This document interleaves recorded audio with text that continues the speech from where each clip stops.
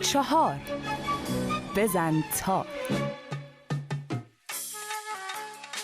چقدر ما اینو در برنامه درخواستی که تلفنی بود در رادیو ایران سابق داشتیم. خود نوجوکیان فوق‌العاده اینا کار رو دوست داره، کار فوق‌العاده دلنشین و زیبایی. مادر من تار میزد برای ما از بچگی که هر موقع دلش میگرفت جمع کرد بچه ها رو و برامون تار میزد.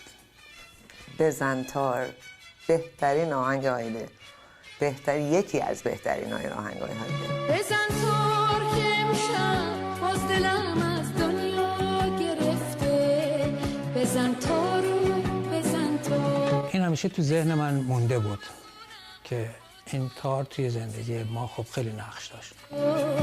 بزن تارو بزن تار. برای همین من یه روز تصمیم گرفتم که برای اون تار یه آهنگی بسازم و با شعر منصور تهرانی که میگفت بزن تار که امشب باز دلم از دنیا گرفته، بزن تار و بزن تار.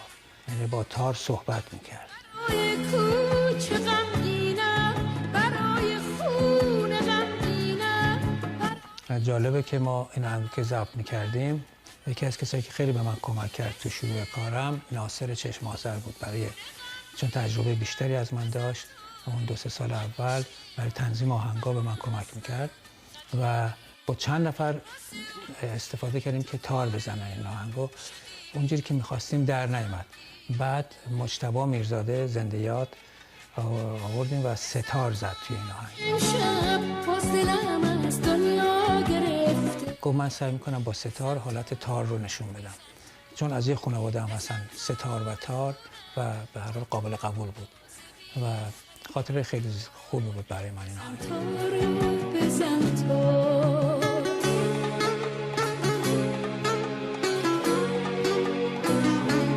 این موسیقی هم به چیز خودش، نوع خودش خیلی آرانژمان و تنظیمش و اجراش خیلی خیلی جدید بوده اون زمان خودش.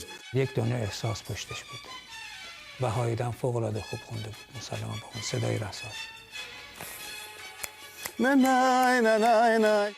هایده اینقدر آهنگای موندگار داره و اینقدر اینا اپ تو دیت هستن که اصلا زمانش گم میکنه.